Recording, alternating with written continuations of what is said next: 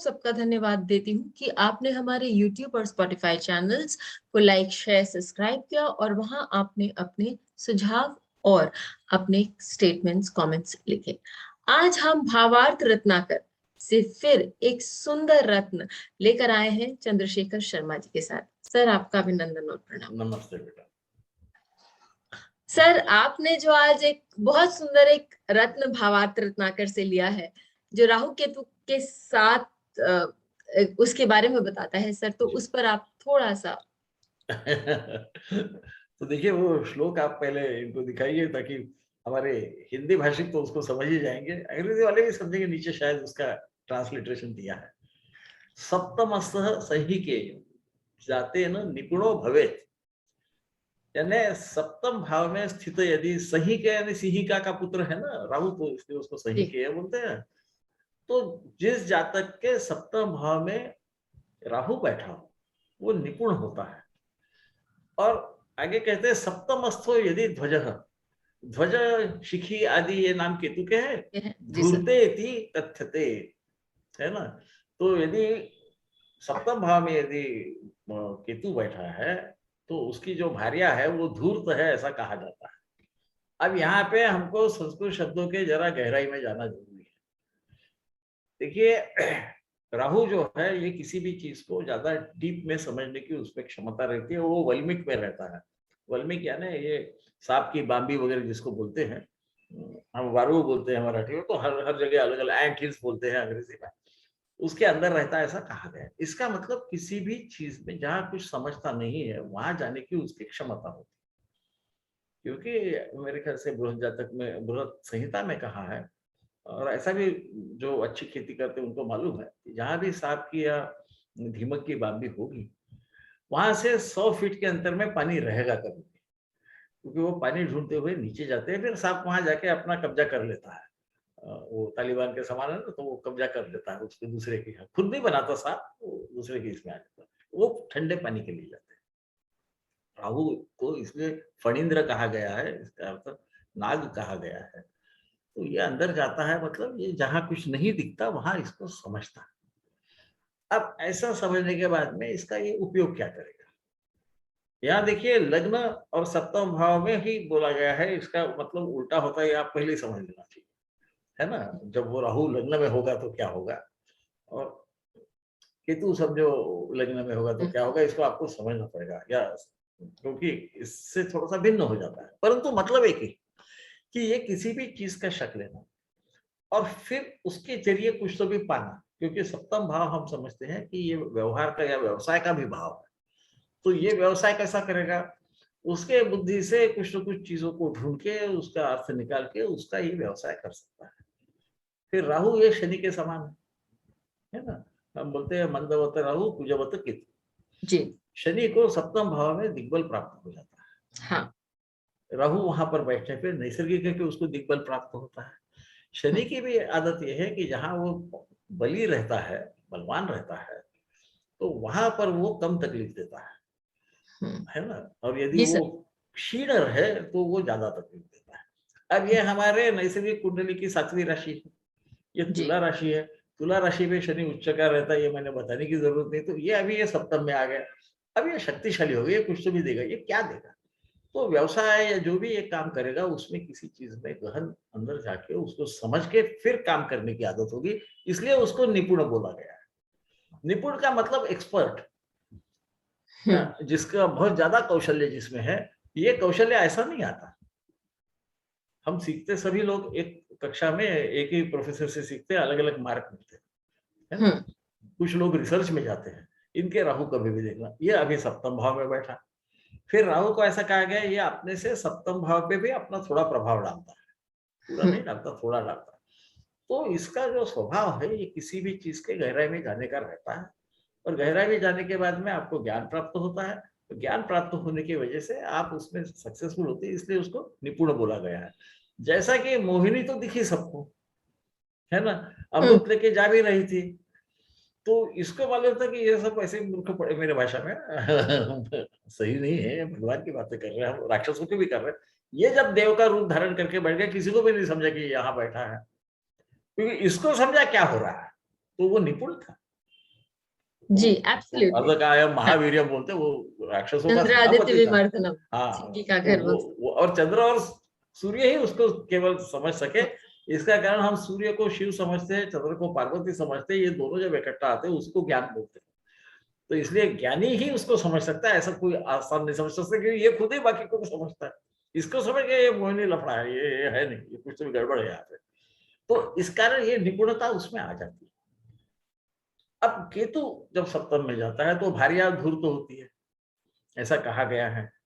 अब ये धूर्त का अर्थ हम जिसको बदमाश, क्या कह सकते हैं, बदमाश या थोड़ा सा अपने फायदे का सिर्फ करा लेने वाला, चालाक।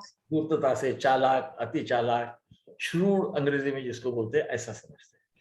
नहीं, ये हमारे लोकल भाषा का शब्द तो बराबर है, पर धूर्त का और भी अर्थ है, काफी अर्थ है उसमें। जो सोच समझ के काम करता है, ऐसा भी हो सकता है। इसे आप मत समझिए, भूलिए मत, क्योंकि केतु का एक नाम जो है उसको, आपको याद होगा, लग्न में केतु है तो उसे सूत्रकर्ता कहा गया है। अब ये सूत्रकर्ता का कई बार ऐसा भाषांतर किया गया है कि ये सूत बुनता है या सूत बनाता है, इसका कोई संबंध नहीं है। सूत्रकर्ता का अर्थ ऐसा है, किसी भी चीज को एक लाइन पकड़ ली कि उसको अंत तक जाने की जिसको आदत है, उसको भी सूत्रकर्ता कहते हैं। इसे हम जैमिनी सूत्र बोलते हैं। वो दिखने में आसान रहते हैं, पर वो 3-4 सूत्र यदि समझे नहीं और आगे ये सूत्र खत्म हो गया नहीं समझे, तो जैमिनी किसी को नहीं समझती। मुझे भी कम ही समझती है, थोड़ी बहुत, अब बुढ़ापा हो गया तो आती है, पर इतनी नहीं आती, तो किसी को भी पूरी नहीं आती। इसका कारण ये कि ये सूत्र पकड़ के रखना ये मुश्किल है। इसको भी धूर्त कहा जाता है, कि जो अपने बुद्धि का प्रयोग करके किसी चीज पे उसको अथक प्रयत्न से उसको लगा रहना, जब तक उसको फायदा नहीं मिलता, उसका जब तक हम अंग्रेजी में तो रिजल्ट बोल सकते हैं, उसके अंतिम छोर तक नहीं जाता, उसको भी धूर्त कहा जाता है। हम देखिए, आप जनरली देखेंगे, हम लोग जब बातचीत करते हैं तो कोई भी सक्सेसफुल आदमी रहा तो आप बोलते हैं बड़ा धूर्त है, ये बड़ा चालाक है। तो इसका मतलब उसको बुरे अर्थ में नहीं लेना चाहिए। हम सहसा क्या करते हैं, धूर्त बोलने के बाद में हमारे हिंदी या मराठी में उसका अर्थ निकालने को देखते हैं, या हमारे लोकल भाषा में, परंतु संस्कृत में धूर्त के आने को है ना।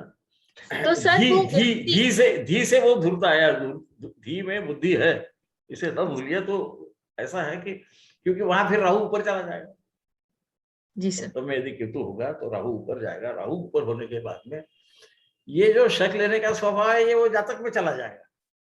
अब वो जातक में ऐसा स्वभाव चला जाए तो उसको अपनी भार्या धूर्त ऐसी लगेगी कि इसको कोई भी बेवकूफ बनाएगा। माफ करो, किसी का होगा तो क्योंकि इसके ऊपर बाकी ग्रह आने के बाद में फर्क होता है। तो केवल ऐसा मत समझिए कि राहु आ गया यानी हो गया, क्योंकि दूसरे ग्रह आके उसमें बदल करते हैं। तो एक जनरल मैं बताता हूँ कि या उस जो व्यक्ति है उसी का स्वभाव किसी को समझ में नहीं आता, क्योंकि राहु लग्न में बैठ गया है, यहाँ राहु सप्तम में बैठा है, बिजनेस की जगह पे बैठ गया है ना। तो इस अर्थ में उसे लेना चाहिए, नहीं तो हम धूर्त बोलने के बाद में उसको निगेटिव अर्थ में लेते हैं। सर तो धूर्त के लिए हम ये भी बोल सकते हैं कि वो व्यक्ति धुनी होता है, जो चीज उसने हाँ ठान हाँ ली कि हाँ उसको हाँ, करना है। जब तो तक उसके अंत तक नहीं जाएगा वो लगा रहेगा उस पर।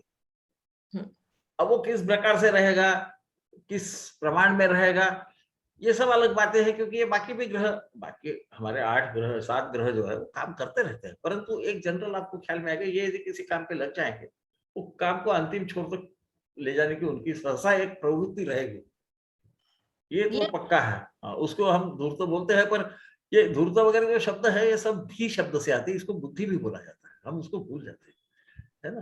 तो उसमें आर्त यानी बहुत तकलीफ जिसको हो रही है, तो धूर्त आर्त का मतलब हमको हम अलग ढंग से लेते हैं। या राग जिसको बोलते हैं, तो हमारे मराठी में राग का मतलब गुस्सा होता है और संस्कृत में राग का मतलब प्यार होता हाँ, है ना। हाँ, तो इसलिए भाषाओं में हम कभी कभी गड़बड़ करते हैं। तो यहाँ जो धूर्त बोला है, इसका मतलब कोई काम यदि इसने ले लिया, ठान लिया, इसके पार्टनर ने, पत्नी ने, इसके जो व्यवसाय है उसमें भी, तो वो काम को वो अंतिम तक लेके जाए, उसके बाद ही छोड़ेंगे, क्योंकि वो केतु है, उसको छोड़ने की आदत तो है, पर वो उसके बाद छोड़ेगा। पूरा करने के बाद। तब तक हाँ, तब तक वो उसको लेके जाएगा, खींचते जाएगा उसको, वो छोड़ेगा नहीं उसको। वो केतु है, वो ध्वजा है ना वो, और वो मंदिर के ऊपर में लगी हुई ध्वजा है, तो उसको काफी प्रवास करना पड़ता है वहां पहुंचने को। इस प्रकार से भी हम उसको सोच सकते हैं। तो इसलिए ये दोनों बहुत अच्छे हैं, क्योंकि राहु केतु को हर वक्त हम बुरा ही समझते हैं, हमारी ये एक आदत है। हाँ, अरे केतु आ गया, अरे राहु आ गया, आ गया तो आ गया, कोई बात नहीं, कहाँ बैठा है।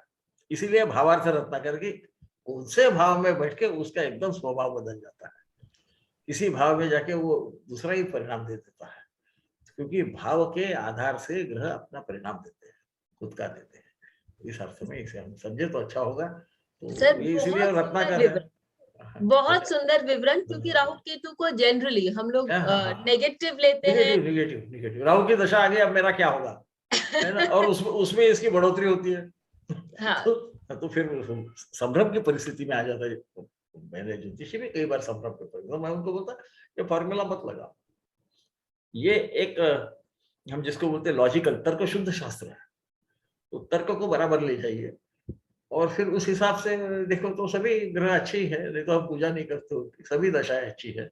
हमारा मन उल्टा सुल्टा करता है उस वक्त, फिर हमारे कर्म के हमको फल मिलते हैं, जी सर। है ना? हाँ, यानी देखो सप्तम में राहु है, तो किसी भी चीज को फेस वैल्यू को लेना जिसको हम बोलते हैं, कि बोल दिया उसको मान लिया, है ना? बाबा ने बबूती दे दी, हाँ यही कर देंगे, ये ऐसा सप्तम का राहु नहीं करेगा कभी, वो सोचेगा कि ये सच है क्या, तो ये अच्छी चीज है ना, इसमें बुरा क्या है, मूर्ख क्यों बनना चाहिए।